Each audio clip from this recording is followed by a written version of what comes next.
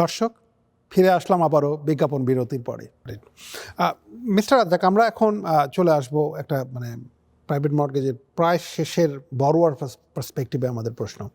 ধরুন আমি 1 বছরের মাথায় আমার মর্টগেজটা ম্যাচিউর হয়ে গেছে এবং আমি পে করে দিতে চাই।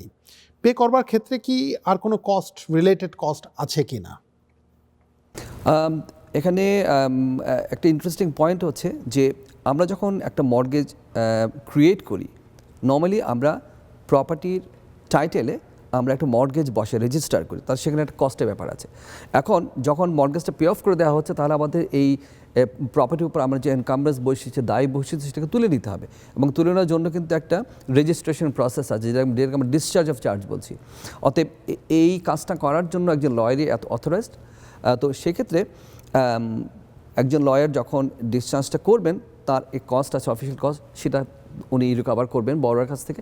প্লাস হচ্ছে যে উনি যে স্টেটমেন্টটা করে দিচ্ছেন, অর্থাৎ কত পে করতে হবে, সেটার জন্য একটা কস্ট থাকতে পারে। প্লাস হচ্ছে যিনি ল্যান্ডার লোন দিয়েছেন, তার অ্যাডমিনিস্ট্রেটিভ প্রসেস হিসেবে উনি একটা কস্ট দাবি করতে পারেন। তো এখানে কস্টের অ্যামাউন্টটা তুলনামূলক অনেক কম। যখন আমাদের ল্যান্ডিংটা শুরু হয় তখন যে কস্টটা হয় তার চেয়ে, কিন্তু ডিসচার্জের সময় একটা কস্ট অবশ্যই আছে। সাধারণভাবে এই কস্টটা হয় এই কয়েকটা component. Thank you mister Razzak. আমরা নর্মালি এই প্রশ্নের সম্মুখীন হই যে আমি 1 লাখ টাকা নিয়েছি, আমি এখন ফেরত দেবো, আমি এর সঙ্গে কেন অ্যাডিশনাল কস্ট দেবো? ঠিক মিস্টার রাজ্জাক যেটা বললেন দর্শক, যে আপনার 1 লাখ টাকা নিয়েছেন, 1 লাখ টাকা প্রিন্সিপাল তো তাকে ফেরত দিতেই হবে, বাট আপনার যে প্রপার্টির উপরে যে এনকামব্রান্সেস আছে, এইটাকে ডিসচার্জ করবার জন্য যে রিলেটেড কস্ট অ্যান্ড এক্সপেন্সেস, সেটাও আপনাকে বিয়ার করতে হবে। অ্যাজ আই মেনশন বিফোর, যে আনফর্চুনেটলি সমস্ত খরচ বড়োয়ারের উপরেই আসে। এটা প্রাইভেট মর্টগেজ হোক অথবা ইনস্টিটিউশনাল মর্টগেজ হোক, অর্থাৎ আপনি ব্যাংকের থেকেও যখন লোন নেন, ব্যাংকের টাকা যখন পে করে দেন, রিফাইন্যান্স করে দেন অথবা পুরোপুরি পে করে দেন, ব্যাংকও কিন্তু একটা চার্জ করে, বাট সেটা অ্যামাউন্টটা লো বলে হয়তো চোখে পড়ে না। মিস্টার রাজা, আরেকটা জিনিস ইস্যু আমরা মাঝে মাঝেই ফেস করি, সেটা হলো ডিসচার্জ করবার সময় যে কস্টের সঙ্গে একটা রিলেটেড বড় কস্ট আসে, যেটাকে প্রিপেমেন্ট পেনাল্টি বলা হয়। এটা শুধু আমি প্রাইভেট মর্টগেজের ক্ষেত্রেই বলবো তা না, এটা ব্যাংকের ক্ষেত্রেও কিন্তু এই সমস্যাটা দেখা দেয়। ব্যাংকের ক্ষেত্রে অনেক সময় খুব high prepayment penalty fixed rate মর্টগেজের ক্ষেত্রে আমরা দেখি। সো এই ক্ষেত্রে বড়োয়ারের কী প্রিকশন নেওয়া উচিত? আমি বলবো যে যখন আমরা কোনো প্রাইভেট ল্যান্ডিংয়ে যাচ্ছি, অবশ্যই আমরা অনেক সিচুয়েশন থাকে যখন আমাদের যথেষ্ট সময় থাকে না, বাট আমি অনুরোধ করব যে যখন একটা কমিটমেন্ট বড়োয়ার দেখবেন, পড়বেন, সাইন করবেন, উনি অনুগ্রহ করে দেখে নেবেন কতগুলি এলিমেন্ট। তার মধ্যে অবশ্যই একটা হচ্ছে যে মর্টগেজের নেচারটা কী বলা হয়েছে। এখানে এটাকে ক্লোজ মর্টগেজ করা হয়েছে বা ওপেন মর্টগেজ করা হয়েছে, বা ক্লোজ মর্টগেজ করা হলে প্রিপেমেন্ট প্রিভিলেজ কী বলা আছে, পে করতে হলে কী কী শর্ত মেনে চলতে হবে, সেগুলো দেখতে পাবো আমরা। এই বিষয়টা এখানে খুবই ফ্লুইডিটি আছে, অর্থাৎ কোনো কিছু ফিক্স না যে একটা মর্টগেজ অবশ্যই ক্লোজ হবে অথবা ওপেন হবে। যেমন আমি যেটা দেখেছি যে 3 মাসের জন্য ক্লোজ হতে পারে, ইভেন আমি 1 বছরের জন্য ক্লোজও করেছি মর্টগেজ, কারণ এটা বড়োয়ার এবং ল্যান্ডার এগ্রি করেছেন। বড়োয়ার সিচুয়েশন বিবেচনা করে বলেছেন তোমাকে অবশ্যই 1 বছর আমার মর্টগেজটা রাখতে হবে, 1 বছর আমাকে ইন্টারেস্ট দিতে হবে, এবং তার প্রেক্ষিতে আমি তোমাকে মর্টগেজ দেবো। বড়োয়ার এগ্রি করেছে, ফলে মর্টগেজটা সেভাবে হয়েছে। অতএব যেটা প্রিপেমেন্ট প্রিভিলেজের ব্যাপারে বা প্রিপেমেন্ট প্রভিশনের ব্যাপারে যা কিছু বলা থাকে, সেটা বলা থাকবে কমিটমেন্ট, এবং কমিটমেন্টটা খুব কেয়ারফুলি দেখে নেওয়ার জন্য অনুরোধ করতে পারি। দর্শক, আমাদের অভিজ্ঞতা থেকে এবং আজকে আলোচনা থেকে একটা জিনিস কিন্তু বলা যেতে পারে, এবং আপনাদের জ্ঞাতার্থে বলছি আর কি, যে প্রাইভেট মর্টগেজ নেবার সময়টাতে আপনাকে সব থেকে বেশি সময় ইনভেস্ট করতে হবে আপনার ডকুমেন্টসগুলো দেখে সাইন করবার জন্য। অর্থাৎ আপনাকে যে প্রপোজালটা দেওয়া হচ্ছে যে আপনাকে আমি 1 লক্ষ টাকা দেবো, লেন্ডার্স পার্সপেক্টিভের যে ডকুমেন্টসটা যাচ্ছে কমিটমেন্ট, এই কমিটমেন্টটা হলো আপনার নেগোসিয়েশন পয়েন্ট। এই জায়গাটাই যদি আপনি শুরুতে লুজ করেন, আপনাকে প্রিভিটি অফ কন্ট্রাক্ট, যেটা অর্থাৎ এর যে কন্ট্রাক্ট ল অনুযায়ী আপনাকে যা যা ওর মধ্যে আছে এটা দিতে হবে। সো আপনাদের সময়টা ইনভেস্ট করা উচিত প্রথম যে কমিটমেন্ট সাইন করছেন সেটা দেখে বুঝে নেগোশিয়েট করা, যতটুকু সম্ভব নেগোসিয়েশনটা সেই সময় করে ফেলতে হবে। পরবর্তীতে নেগোসিয়েশন আমি করব সেই সুযোগ আর নেই, যখন আপনি কন্ট্রাক্টের মধ্যে সাইন করলেন এবং প্রিভিটি অফ কন্ট্রাক্ট এস্টাবলিশ হয়ে গেল। মিস্টার রাজ্জাক, আমার বড়োয়ার্স পার্সপেক্টিভে আপনার কাছে এটা লাস্ট প্রশ্ন হবে যে আমি ম্যাচিউরিটিতে হোক বা ম্যাচিউরিটির আগেই হোক টাকাটা পে করে দিতে যাচ্ছি, ল্যান্ডার আমাকে হিসেব পাঠালো, আমি ডিসএগ্রি করলাম হিসেবে যে না এই হিসেবে অনুযায়ী এটা হাই, he is or the lender is not entitle to get that, এই সিচুয়েশনটাকে আপনি কীভাবে ডিল করবেন? এটা হর হামেশাই কিন্তু বিং এ লয়ার আমার আপনার ফেস করতে হয়। তো এটাকে আমরা কীভাবে ট্যাকেল করবো এবং এটা আসলে প্রসেসটা কী? একটা বিষয় আমাদের সবসময় কিন্তু মনে রাখতে হবে, আমরা বারবার একটা কথা বলছি যে আমরা কন্ট্রাক্ট করেছি, কন্ট্রাক্ট কমপ্লাই করতে হবে, কিন্তু কথা হলো দিনের শেষে আইনের একটা অবস্থান আছে এবং আইনের অবস্থানটাকে রক্ষণাবেক্ষণ করার জন্য আছেন আদালতগুলো।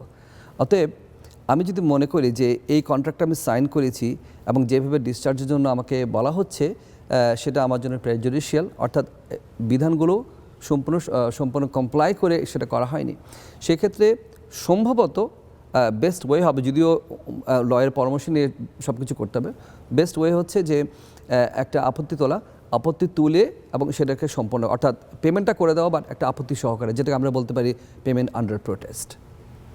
সম্ভবত এটা করলে পর সুবিধা যেটা, আমি ক্ষমা চাইছি আপনার কাছে, এটা করার সুবিধা যেটা হচ্ছে যে আমি বলছি বা আমার লয়ার বলছেন আদার ল্যান্ডার লয়ারকে যে আমি তোমাকে পে করে দিচ্ছি, তোমাকে অনার করছি বা তোমার পে স্টেটমেন্টে অনার করছি, বা এর অর্থ এই না যে আমি তোমার এই স্টেটমেন্টকে মেনে নিচ্ছি। অর্থাৎ আমি অপশনটা ওপেন রাখছি, আমি এটাকে প্রয়োজনে আদালতে চ্যালেঞ্জ করব এবং আমি যদি সার্ভাইভ করি, আমি যদি স্ট্যান্ড করাতে পারি আমার claim, of course you've got to pay me compensation for that. এখানে একটু স্মার্টলি প্লে করতে হবে যে আমার রিনিউয়াল হয়ে যাবে, তাতে একটা বড় এক্সপেন্স ইনকার করতে হবে, প্লাস হলো 1 মাসের পরে দিলাম, ইন্টারেস্টটাও ওখানে অ্যাড হবে। অর্থাৎ কোনো লেন্ডার একদিনের জন্য ইন্টারেস্ট কিন্তু আপনাকে ছাড়বে না, এটা ইনস্টিটিউশনাল হোক অথবা প্রাইভেট হোক, কারণ তার মানি যখন পড়ে থাকবে তার মানি অটো জেনারেট হতে থাকবে ইন্টারেস্ট।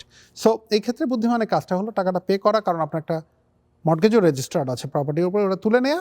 সত্যিই যদি আপনার ভ্যালিড ক্লেম হয় তাহলে আপনার কোর্ট আছে, কোর্ট ডিসাইড করবে আপনি, এবং এই অ্যাসেসমেন্ট আপনি নিজেও করতে পারেন, এমন না যে আপনাকে একজন লয়ারকে দিয়ে করতে হবে।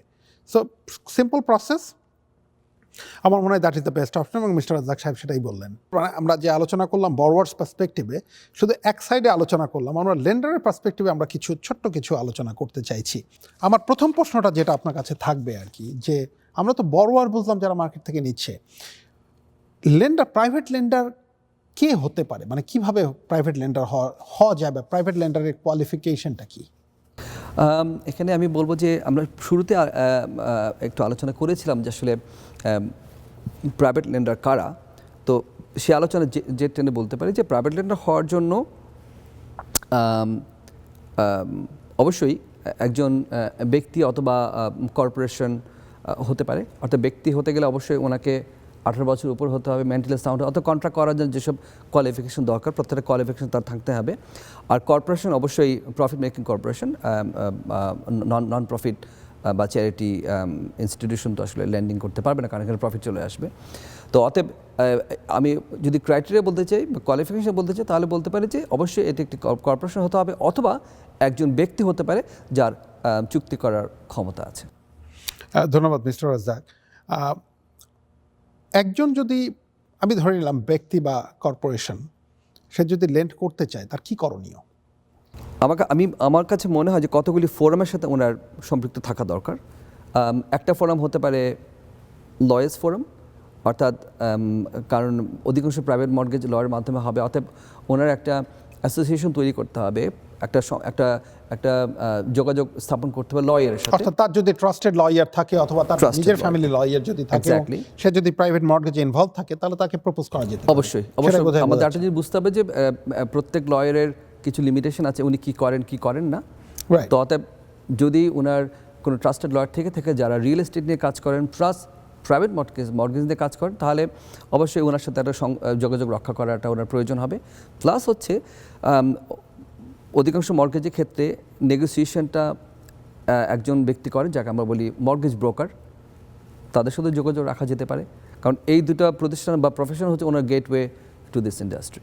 আচ্ছা, এখন লেন্ডার, আমি ল্যান্ড করতে চাই, তো আমার আসলে কি জিনিসগুলো মাথায় রাখা উচিত, যে আমি কিভাবে লেন্ডার হতে চাই, বা আমার লেন্ডার হতে গেলে কি করা উচিত?